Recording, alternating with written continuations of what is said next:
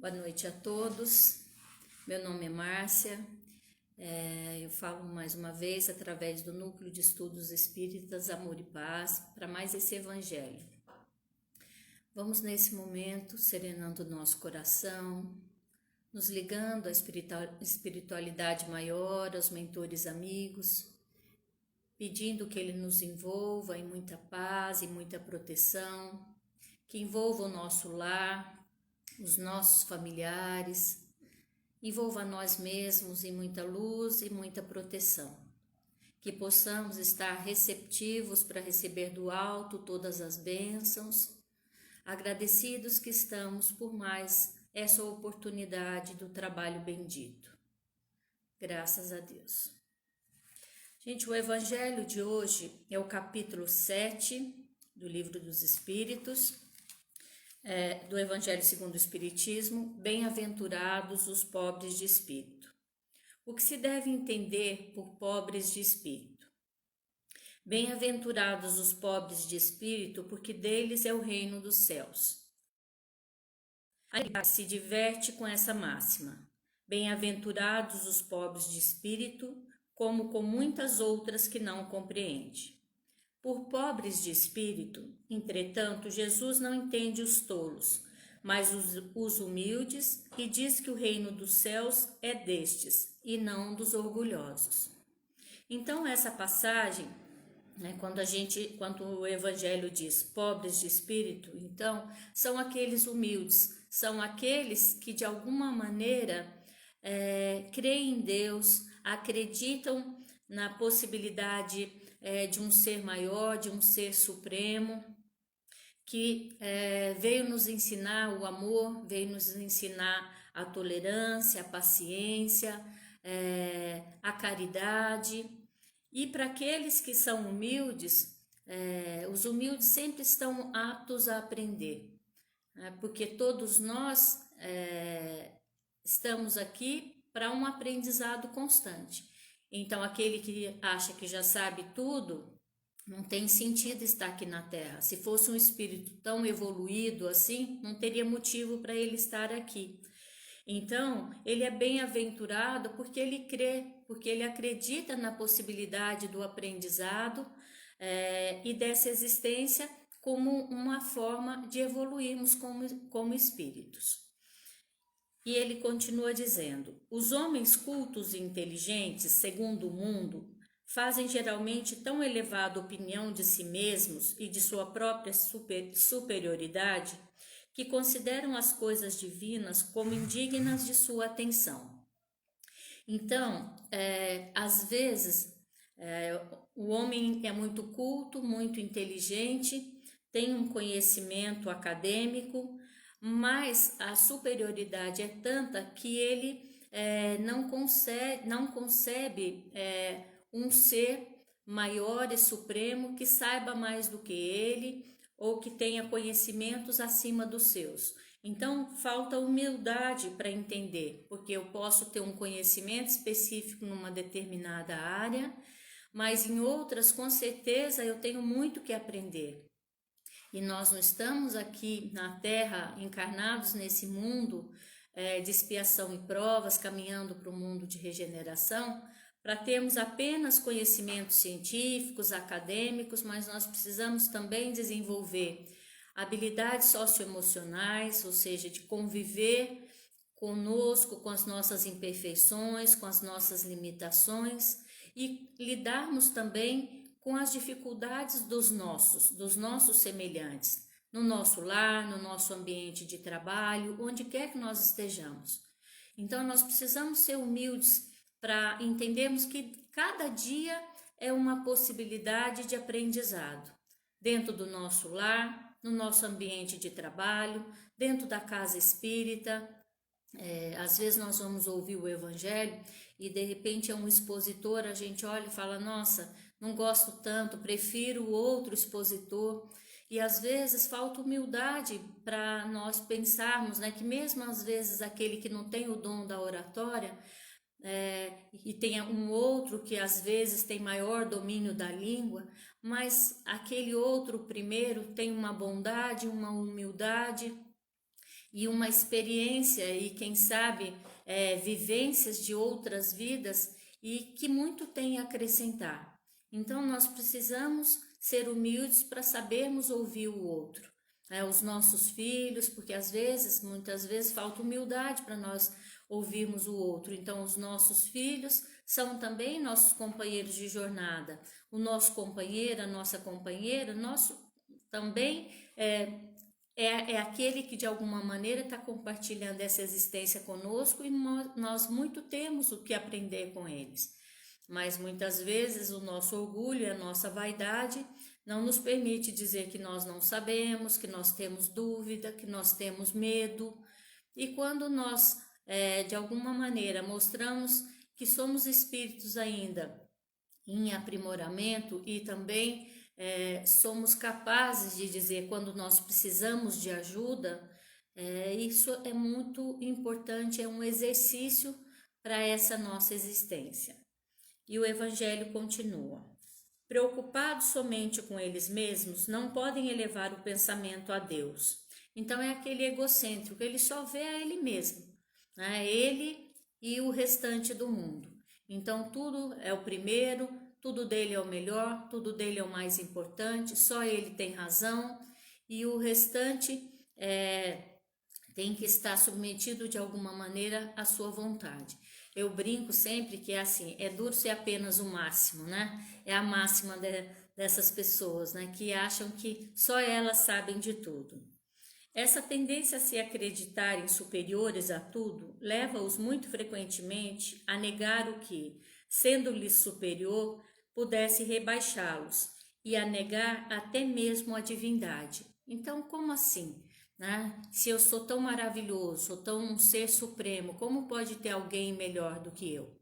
Né? Então, é aquela história, pior do que eu muitos, igual a mim poucos, melhor do que eu ninguém, né? Já que hoje, né, nós estamos aproveitando aqui as máximas aí, os ditos populares, mas é isso, muitas vezes na brincadeira também expressamos aquilo que nós somos e o que vai no nosso interior. E se concordam em admiti-la, contestam-lhe um dos seus mais belos atributos, a ação providencial sobre as coisas desse mundo, convencidos de que são suficientes para bem governá-lo. Então, sabe aquela pessoa, gente, que ela acha que ela resolve tudo, ela dá conta de tudo, ninguém é bom o suficiente, só ela dá conta. E ela tem aquela máxima, deixa que eu faço. Não, você não consegue fazer. O filho vai ajudar, o marido vai ajudar, o companheiro, a companheira, no ambiente de trabalho. Não, deixa que eu faço, né?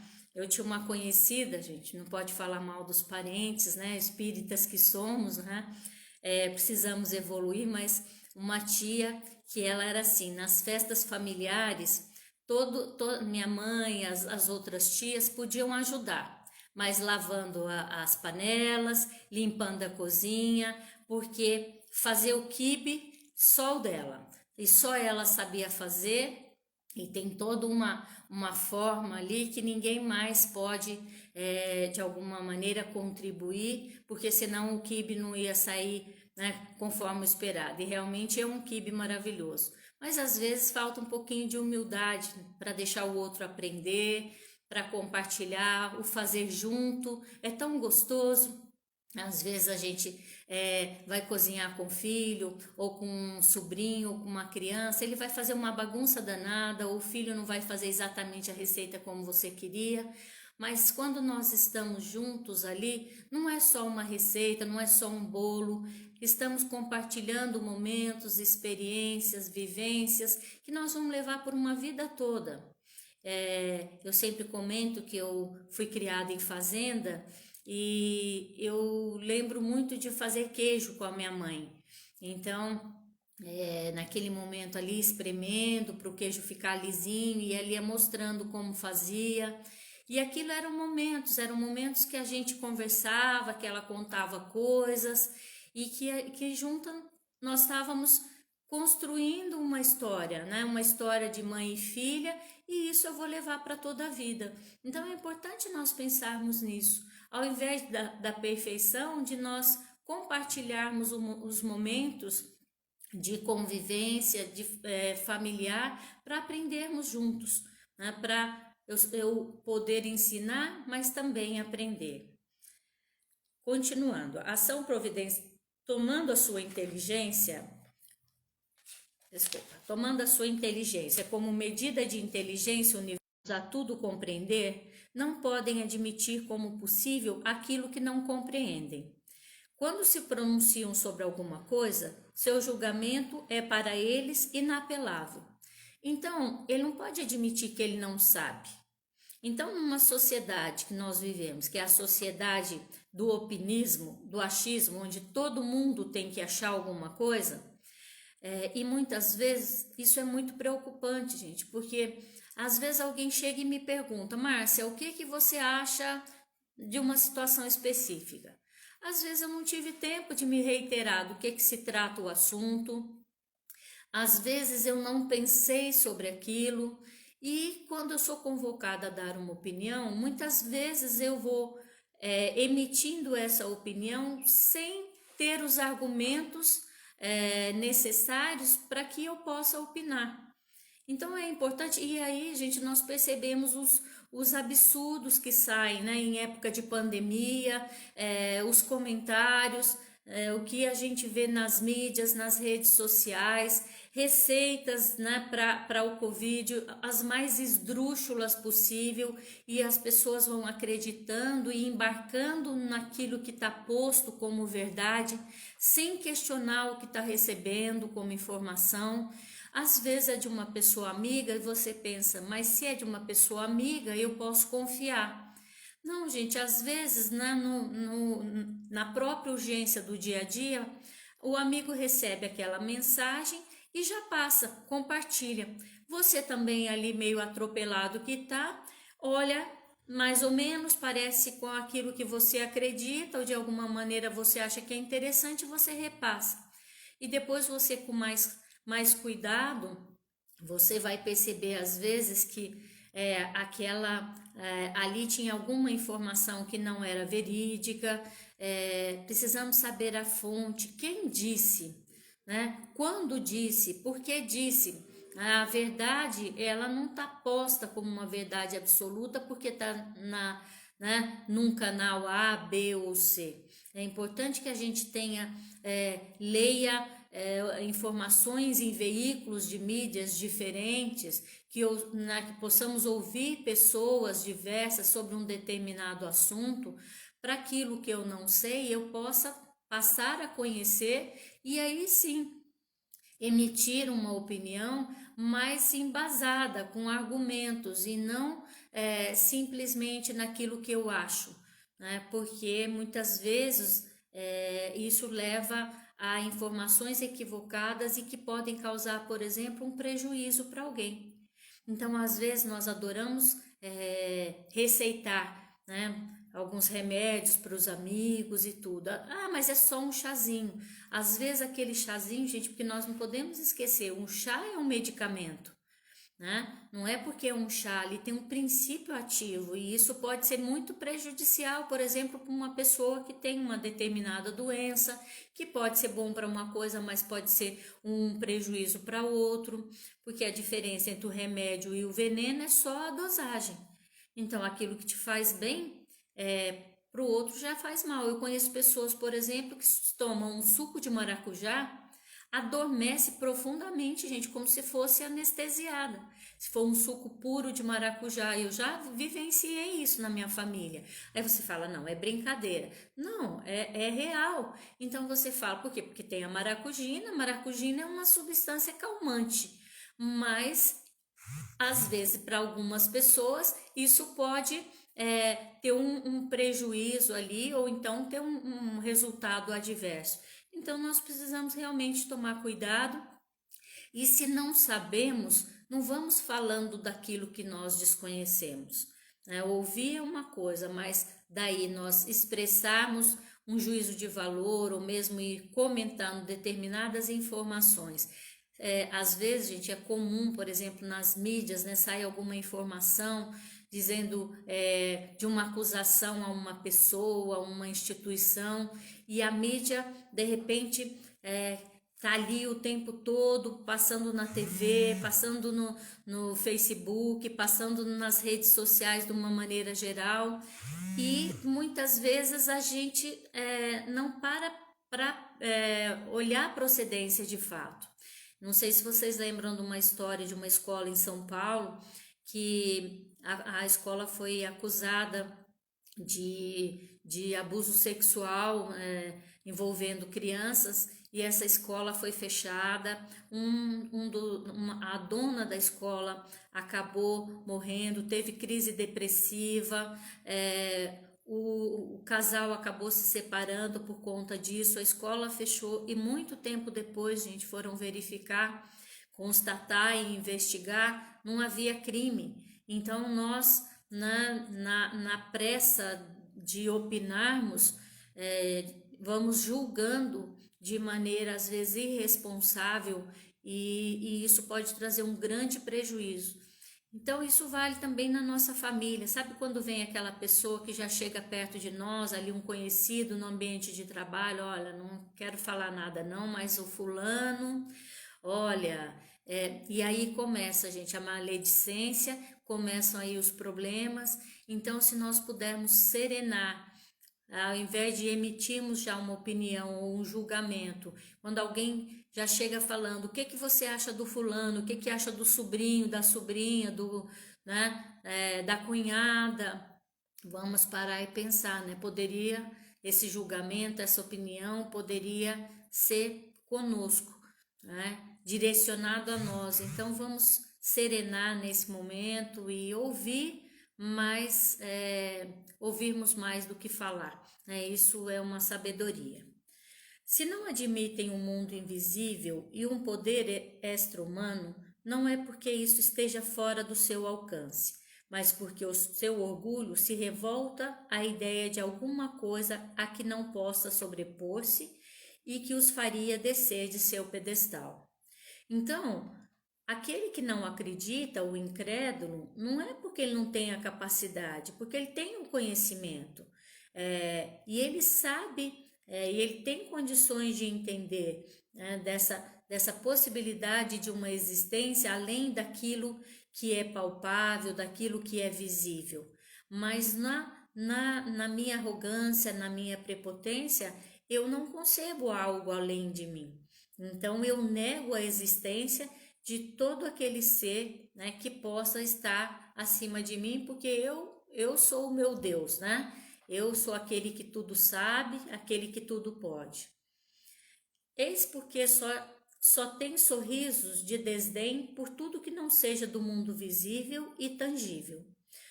Então eles dizem, isso tudo é bobagem, né? Não acredito só naquilo que eu vejo, né?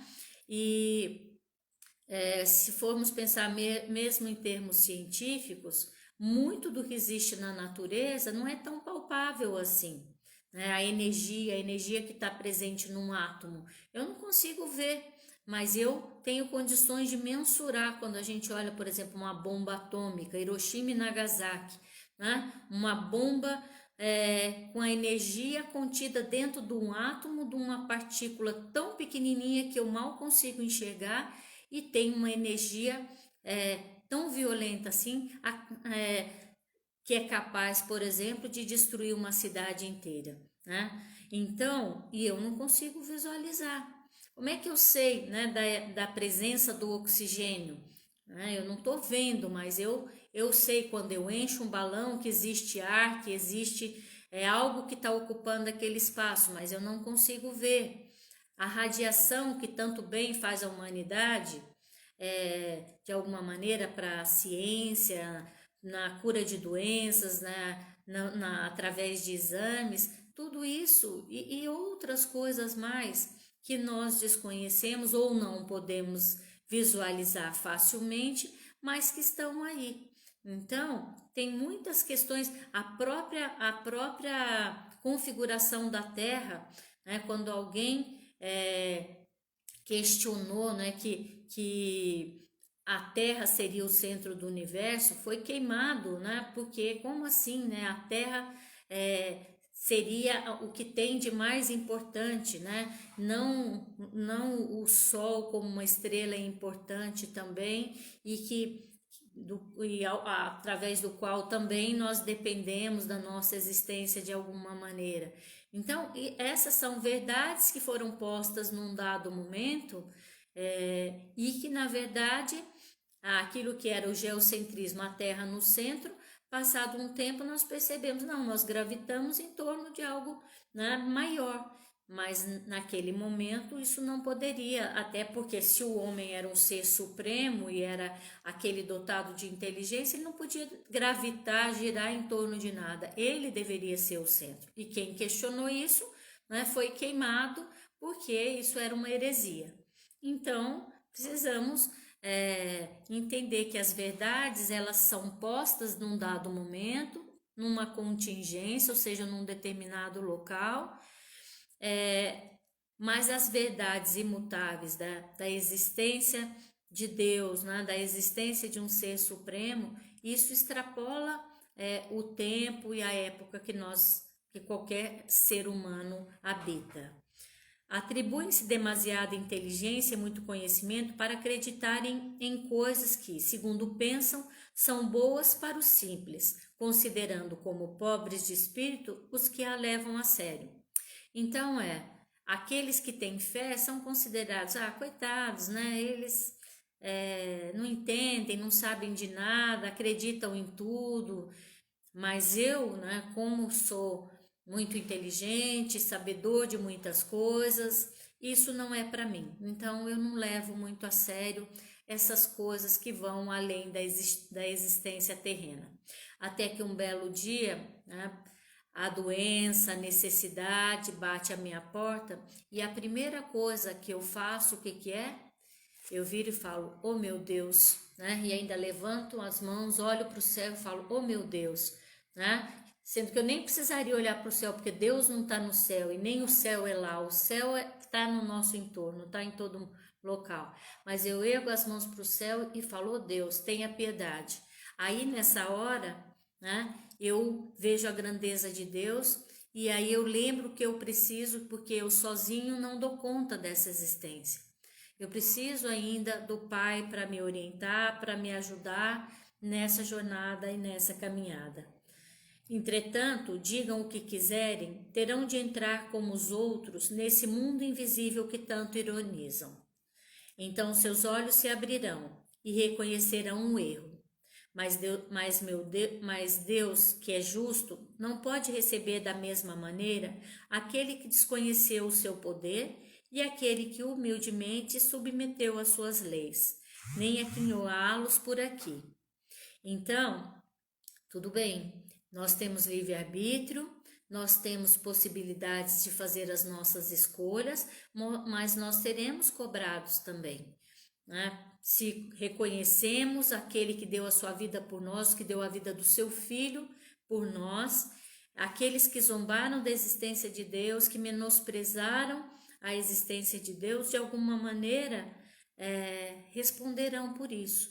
Mas o Pai é benevolente, o Pai é bondoso e Ele há de perdoar, mas com certeza não será da mesma maneira para aquele que foi humilde, daquele que de alguma maneira foi humilde de coração e foi capaz de entender a bondade e a misericórdia do Pai.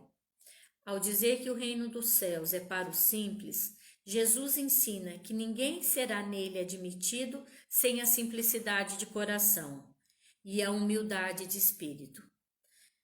E o ignorante que possui essas qualidades será preferido,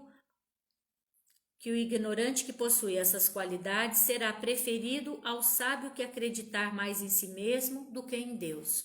Então, a prioridade será para aquele que confiou, que acreditou e que entendeu a grandiosidade do Pai.